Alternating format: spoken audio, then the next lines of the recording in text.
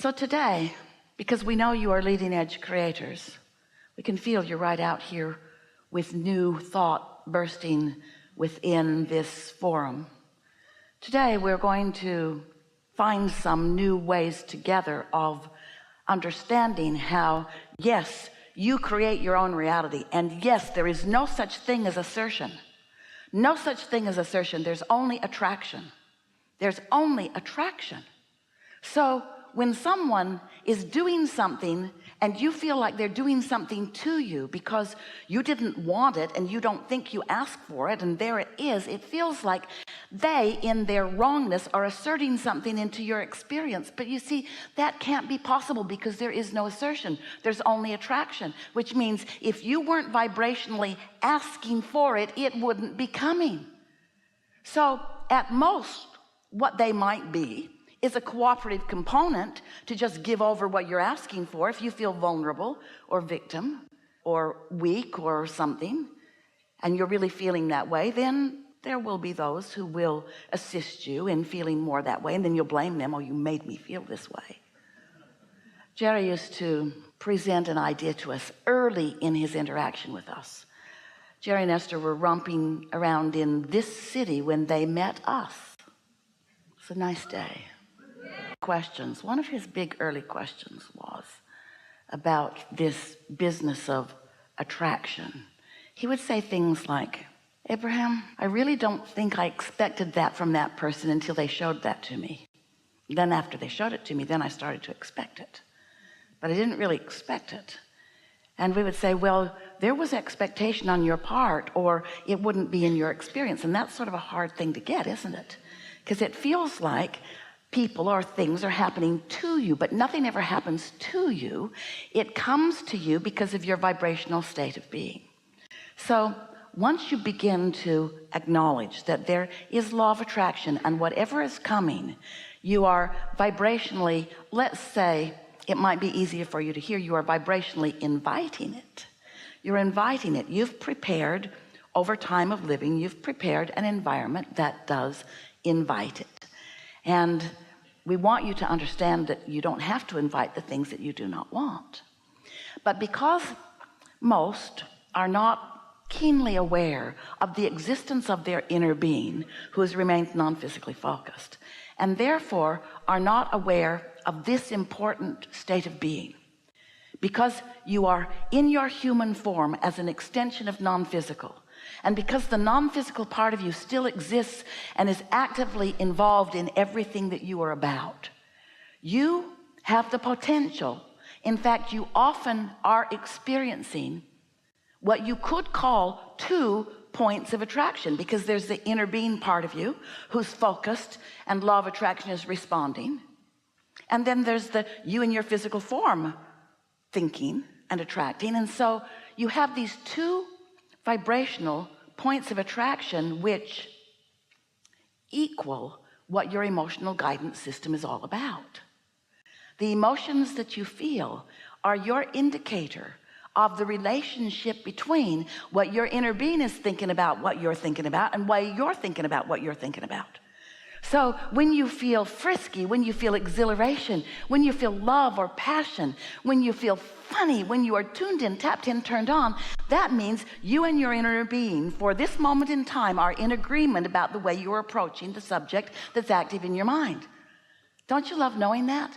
But if you feel fearful or angry, if you feel revengeful, if you feel that emptiness that those emotions feel like, is because you're focused, you've got an opinion or an attitude that is not harmonic with what your inner being knows about you. And so you've got yourself pinched off to some degree, and you can tell by the way you feel how great that degree is from who you really are, who you've become. So here's how it works. You came into this physical body and you know what you don't want, you know what you do want, and you launch these rockets of desire. And when you do, your inner being is there with those rockets of desire from then on. If you're not, then there's separation between you and you. So you see what we were talking about earlier? When you ask for something that your inner being knows to be in the process of becoming, but you choose to look at it as absent or not becoming, then you cause that vibrational disharmony. It's like a sort of tug of war. So we'll be sort of chewing together on what to do about that. I want to get back to something really important, and that's on the new edge of this leading edge that we are all a part of. Since you are out here on this leading edge, and since you are interacting with so many others, we understand why it feels logical to you to give them so much of your attention and to want attention from them. We understand why you want them to understand you, why you want them to get you. We just want to say something to you that might help. Nobody's ever gonna get you. They're not gonna understand you. You have come as this blessed humanity with such diversity. You didn't come to mimic each other. You came to be springboards to one another for expansion and evolution. Does that make some sense to you?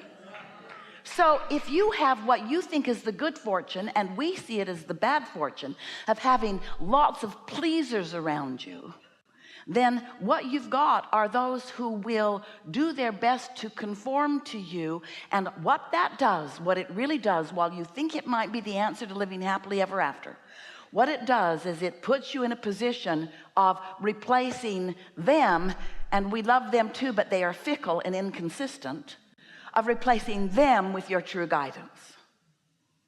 You ever tried to please someone and you just finally figured out what they need and want from you, and then they change and want something else?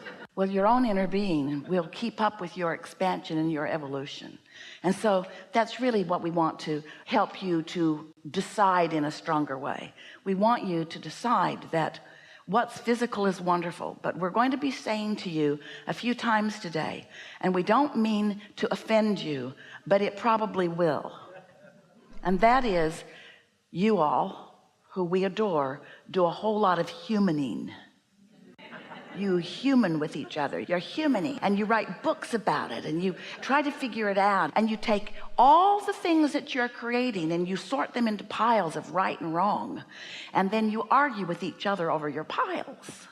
That's what we mean by humaning, where what you really want is to feel thankful and appreciative of every one of them for what they're contributing to the mix, because out of this mix you are coming to your brilliant and important conclusions about what you prefer in your evolution expansion process.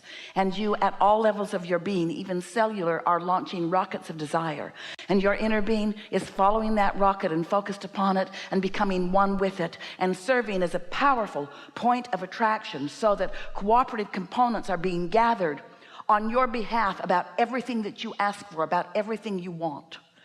And so there is this vibrational reality that is forming. You could see it like a baby gestating in a womb. It is a forming of your creation. It is vibration turning to thoughts, and thoughts turning to things. And you are a creator who has come to have the experience of turning thoughts to things. You're out here on this leading edge, where the most exhilarating experience that ever could be in all of the universe is to have exposure to life that causes you to ask for more, and have universal forces that you want to call God lining up behind you and helping you in the creation of whatever it is that genius and worthy and blessed you could possibly ask for. And you only get off kilter when you start asking each other's opinion about what's right and wrong, when you defy your own guidance system and try to please somebody else that ultimately cannot really be pleased in the long run.